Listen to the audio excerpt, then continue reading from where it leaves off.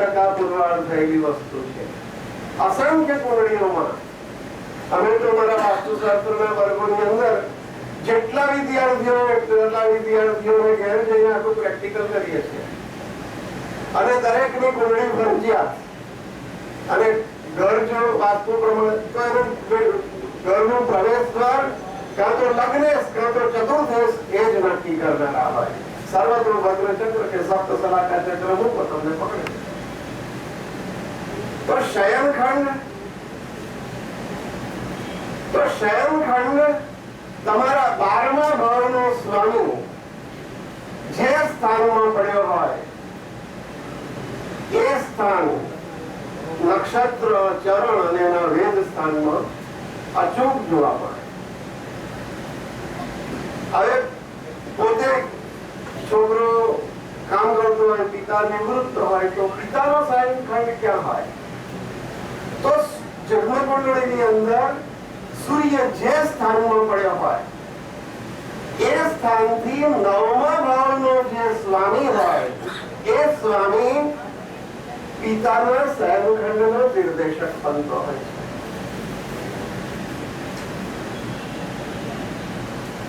માતાનો શયનખંડ ઘણીવાર પિતા ગુજરી ગયા, કુટુંબ વડીલ માતા જ છે, તો માતાનો શયનખંડ ક્યાં હોય? હોવો જોઈએ નથી કહેતો, પણ એક્ચ્યુઅલી ક્યાં હોય છે? જન્મકુંડળી પ્રમાણે.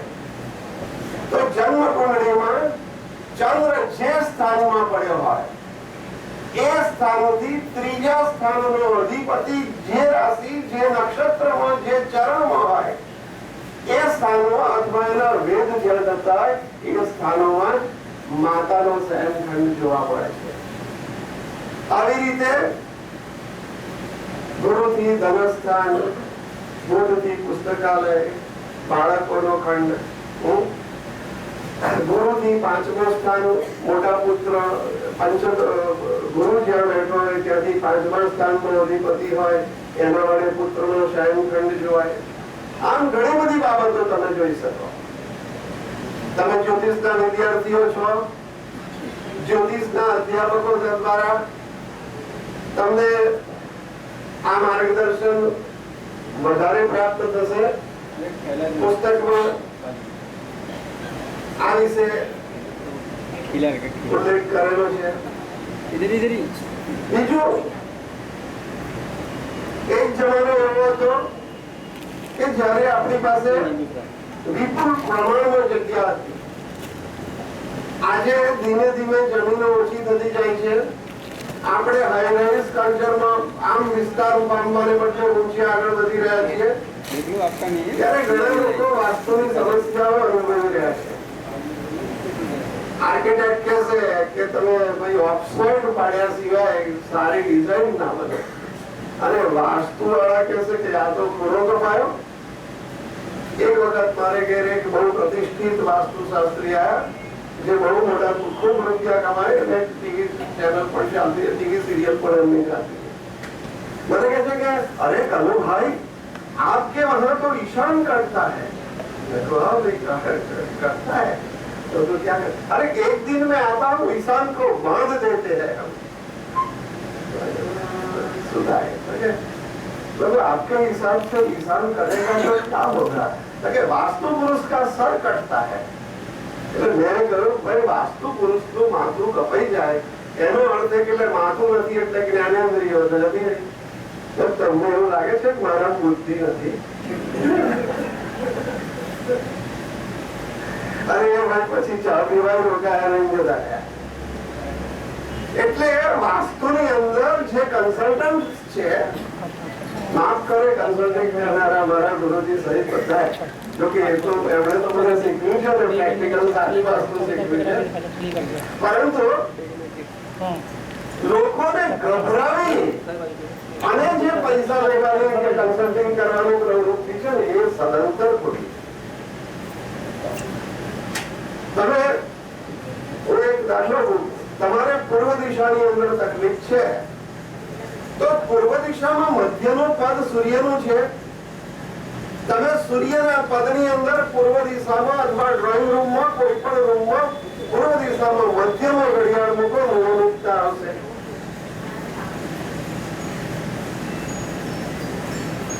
અગ્નિકોણમાં કોઈ તકલીફ છે?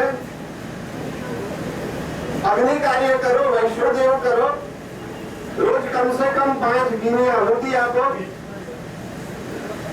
અગ્નિકોણાનો સ્વામી શુક્ર છે, સ્ત્રીઓ પ્રત્યે સૌહાર્દભર્યું વર્તન કરો. અગ્નિકોણો ક્યારેય નહીં રહે. દક્ષિણ દિશાનો સ્વામી યમ છે. યમને તો નામથી બધા ગભરાતા હોય છે, પણ યમ હકીકતમાં સંયમનો સ્વામી છે, નિયંત્રણ કરનારો છે. તમે નિયમથી ચાલો, કોઈ પણ નિયમનું ઉલ્લંઘન ના કરો, તો દક્ષિણ દિશા તમને ક્યારેય અશુભ ફળ નહીં આપે. જ્યોતિષમાં એક શ્લોક છે, અહિંસકસ્ય દાંતસ્ય ધર્માર્થિક ધનસ્ય ચ સર્વદા નિયમસ્તસ્ય સર્વે સાનુગ્રહા ગ્રહા. જે લોકો સ્વપ્નમાં કોઈનું ખરાબ નથી ઈચ્છતા, ઇન્દ્રિયોને વશમાં રાખે છે, ધર્મ માર્ગે પૈસો કમાય છે અને નિયમથી ચાલે છે, પછી એ નિયમ સમાજનો હોય, ટ્રાફિકનો હોય કે ઇન્ડિયન પિનલ કોડનો હોય, તો બધા ગ્રહો એને અનુકૂળ થઈને ચાલે છે. એને કોઈ ગ્રહોની ઉપાસના ચિંતા કરવાની જરૂર રહેતી નથી. એટલે મિત્રો, આવી રીતે એક ગ્રહોના ઉપાયો છે, બીજું કઈ નહીં. તો ગ્રહોના દરેક દિશાના દિક્પાલો છે, દરેક વાસ્તુમંડળના દેવતાઓ છે. ગ્રંથની અંદર છે તે એનું વિશદ વર્ણન કરેલું છે. આ પુસ્તકને પુસ્તકમાંથી ગ્રંથની કક્ષા સુધી લઈ જવામાં ભાગ ભજવનાર મારા મિત્ર આશુતોષ કલ્યાણી અને અસંખ્ય જ્યોતિષી મિત્રો, વિમોચન માટે સંમતિ આપનાર કરમલીકર શાસ્ત્રીજી, અને વિમોચન માટે અહીં જ વિમોચન કરવાનું છે આગ્રહ કરી અને કેતનભાઈ, અને ઉપસ્થિત રહેનાર મંચસ્થ સૌ મહાનુભાવો, સૌ વિદ્યાર્થીઓ આભાર માની હું મારા વક્તવ્યને વિરામ આપું છું. ધન્યવાદ.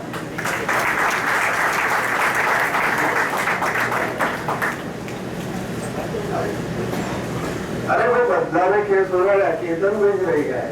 એમણે એમનું નામ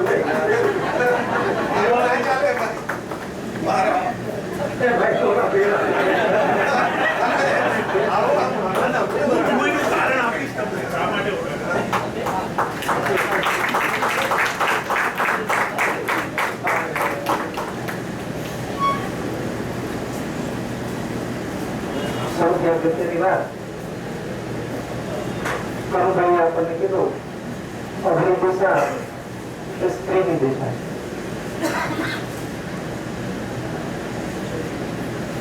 સ્ત્રી બગડી એનો ઘર બગડ્યો, અને ઘરમાં ગેસનો ચૂલો ન હોય તો રસોઈ ન થાય. અગ્નિ દિશાનું મહત્વ આ રીતે સંદર્ભમાં લઈએ. એક સમજો કે દક્ષિણ અને પૂર્વ વચ્ચે જ કેમ અગ્નિ દિશા છે, બીજા ક્યાંય કેમ નહીં. હંમેશા મનમાં પ્રશ્નો શાસ્ત્રમાં જે વર્ણન કરવામાં આવ્યું છે તે સંદર્ભમાં હોવા જોઈએ. શાસ્ત્રએ કીધું, માની લીધું તો તમે ટપાલીથી વિશેષ કંઈ જ નથી. શાસ્ત્રએ કીધું એને સમજવાનો પ્રયત્ન કરો તો તમે વિદ્યાર્થી છો, તમે ટપાલી નથી. અગ્નિ દિશા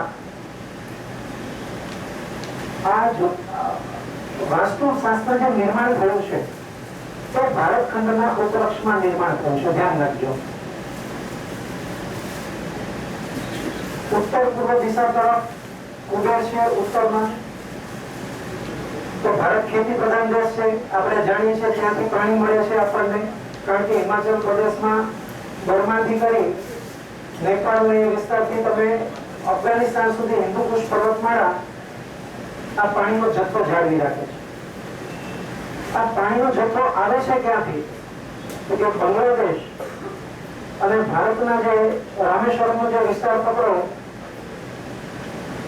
શ્રીલંકાથી પૂર્વ દિશા તરફ જાઓ તો જે બંગાળનો ઉપસાગરનો ભાગ આવે છે ને તે અગ્નિ દિશા છે. અને ઉત્તરાયણ જયારે શરૂ થાય છે ત્યારે પૃથ્વી ઉત્તર તરફ 23 ડિગ્રી જયારે ઢળે છે ત્યારે દક્ષિણ પૂર્વ દિશાનો જે ભાગ છે સમુદ્રનો એ સૂર્ય તરફ વધારે નજીક આવે છે.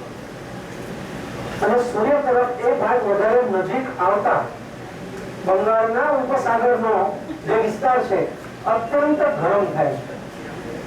એ અત્યંત ગરમ થતો બંગાળનો ઉપસાગર જે પોતાના પાણીના બાષ્પીભવન દ્વારા વાદળાઓ બાંધે છે, તે વાદળાઓ પૃથ્વીની દિશા, ભ્રમણની અને પવનની ગતિથી ગણો તો કેરળ થઈ દક્ષિણના રાજ્યને કવર કરતા ઉત્તર તરફ જઈ અને છેલ્લે પશ્ચિમમાં ગુજરાત અને મહારાષ્ટ્ર તરફ આવતું હોય છે. એમાં રાજસ્થાનનો અમુક ભાગ રહી જાય છે એટલે ત્યાં રણ પ્રદેશ છે, ધ્યાન રાખજો. તો આ રીતે અગ્નિ દિશા કે ઉત્તર દિશામાં પાણી પહોંચાડવાનું કામ સમુદ્રમાંથી પાણી લેવાનું છે. તો સમુદ્રમાંથી જ્યારે પાણી લેવાનું હોય તો પાણી સૂર્યની ગરમી સિવાય શક્ય નથી. એટલે ભારત ખંડમાં સૌથી વધારેમાં વધારે ગરમી જે દિશામાં ઉત્પન્ન થતી હોય તે જ દિશામાં તમારે ગરમીથી થતા કાર્યો કરવા જોઈએ, એટલે કે રસોડું તૈયાર રાખવું જોઈએ. અને ઉત્તર દિશામાં હિમાલય છે એ તમને બરફનો જથ્થો જે ઉનાળામાં પાણી ખૂટે છે તે જમીન માટે, નહેર માટે, નદી માટે તમને આપે છે. એ ઉત્તર દિશાને કુબેરની દિશા ગણી છે. અને આપણે શાસ્ત્ર વર્ણનમાં જોયું છે કે રાક્ષસ શ્રેષ્ઠી દશાનંદ એટલે કે રાવણ દક્ષિણ દિશામાં વાસ કરતો હતો અને દક્ષિણ દિશાને યમની દિશા કીધી છે. યમનું વાહન છે પાડો.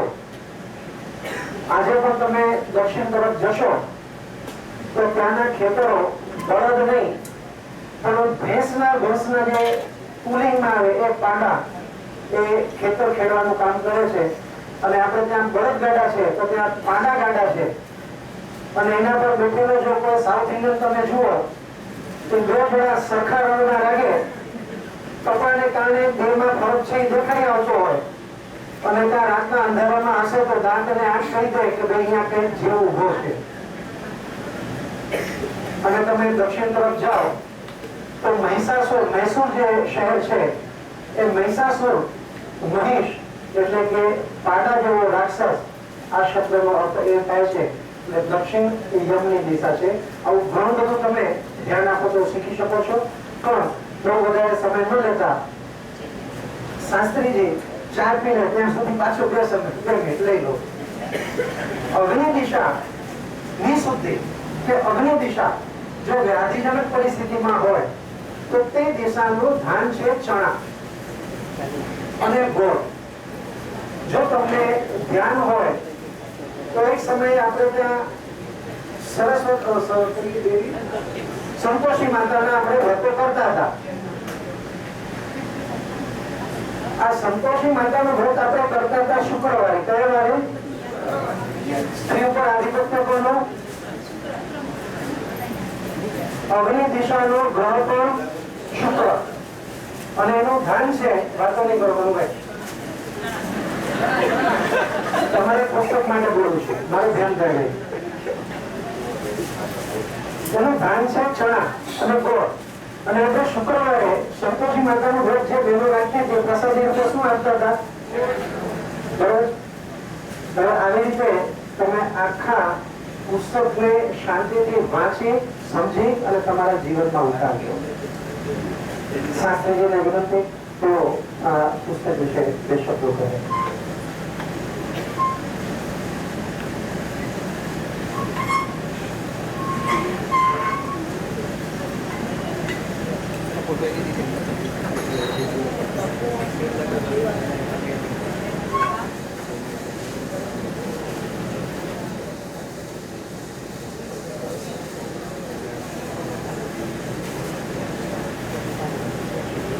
जय गणेश, नमो नमः।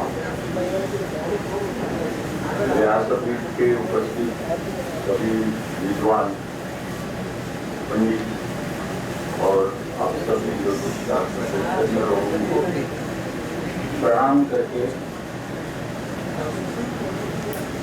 बृहद वास्तु मंडिका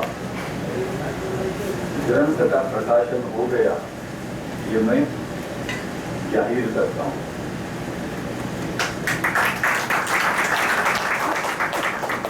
आज मुझे बहुत खुशी हो रही है। दोनों भाई से अभी तो मैं उनको मित्र कर रहा हूँ, लेकिन जब भी हम दोनों पहले मिले, अहमदाबाद में मिले थे, तभी ऐसा लग रहा था कि ये तो ज्ञानी हैं, लेकिन हमसे बात करेंगे या नहीं करेंगे, ऐसा दिल में कुछ चल रहा था। आहिस्ता आहिस्ता उनके नजदीक में गया तो आज मेरे परम मित्र बन गए, और मृदु स्वभाव होने की वजह से कोई भी उनको पूछ ले, कुछ भी पूछ ले, जो शास्त्र के मुताबिक है वो बता दे। और उनका आग्रह तो यह है कि शास्त्र के मुताबिक चलने से आदमी का भाग्योदय होने वाला ही है। और उस लाइन में जब कहते हैं तो वज्र जैसे कठिन होके वो बोलते हैं। ये कभी हो सकता है जब शास्त्र का अध्ययन पूरी तरह से हो, तभी ये आदमी कर सकता है। शास्त्र की एक एक लाइन मालूम होनी चाहिए, तभी ये आदमी कर सकता है। और उनकी ये किताब आज मेरे हाथ से प्रसिद्ध हो रही है, इसमें मुझे बहुत बहुत खुशी हो रही है। वैसे तो मैं वास्तुशास्त्रज्ञ हूँ नहीं, लेकिन वास्तुशास्त्र के बारे में शास्त्र में क्या कहा है ये थोड़ा बहुत जानता हूँ। दोनों से मेरा हमेशा बात भी होता था, किताब उनकी लिखना शुरू था। उन्होंने अहमदाबाद में एक प्रवचन दिया था। उस टाइम उन्होंने जो वास्तु के मंडल के देवता है उनको प्रसन्न करने के लिए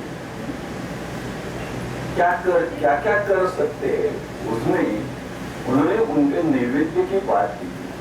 तभी से मेरे दिमाग में कनु गई, दिमाग में और हृदय में आके पड़ी है। ये असली लाइन पे चलने वाला आदमी, इधर उधर नहीं किधर कर रहा, जो एग्जैक्ट चाहिए ना उधर ही वो पहुंच रहा है। और तभी से मैंने उनसे मित्रता बढ़ाई है। अभी भी मैं गुरुदेश्वर गया था तो उनके पास ही जाके आगे गया, ऐसी अभी दोस्ती हो गई है। यानी कि बड़ौदा में मेरा कुछ भी काम निकले तो मेरा पहला फोन कुनवई के जाएगा, ये तो 100%। इनकी एक किताब आज के दिन विमोचन हो गई है, तो ये किताब में क्या है ये पहला थोड़ा बहुत आपको मालूम होना चाहिए, क्योंकि आगे चल के किताब लेके पन्ना उगड़ने के पहले बाद में आप देखेंगे क्या क्या, उसके पहले मैं थोड़ा बहुत बता दूं तो उसका टाइम बच जाएगा।